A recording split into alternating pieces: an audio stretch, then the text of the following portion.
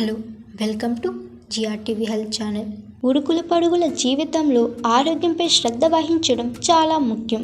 చాలామంది ఆఫీస్కి లేట్ అవుతుందని మార్నింగ్ టైంలో ఇన్స్టెంట్ ఫుడ్ తింటుంటారు లేదా బయట ఉన్న ఫుడ్ తింటారు. ఇది ఆరోగ్యానికి ఏమాత్రం మంచిది కాదు.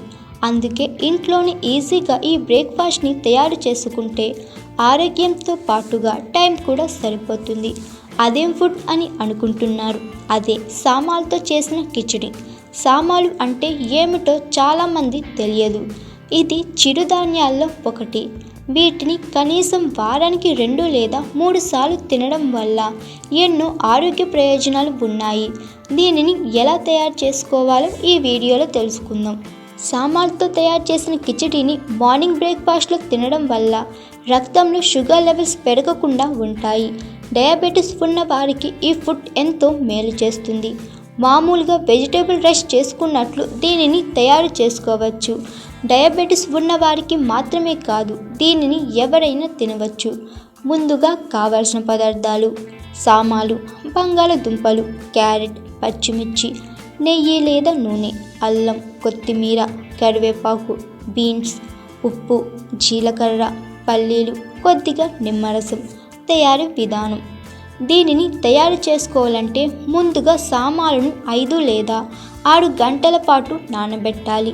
ఆ తర్వాత వీటిని కడిగి పక్కన పెట్టుకోవాలి. బంగాళదుంపలు, బీన్స్ను ఉడికించి పక్కన పెట్టుకోవాలి.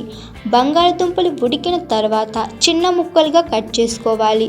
ఇప్పుడు స్టవ్ మీద ప్యాన్ పెట్టి నూనె లేదా నెయ్యిని వేసుకోవాలి.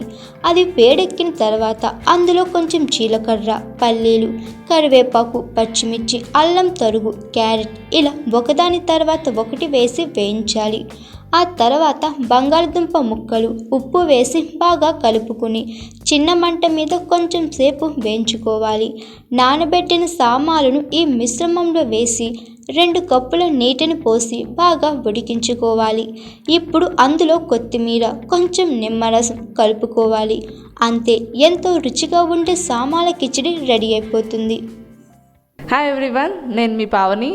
Please like, share and subscribe GRTV. Hi, I'm Jyoti Singh. Please like and subscribe GRTV channel.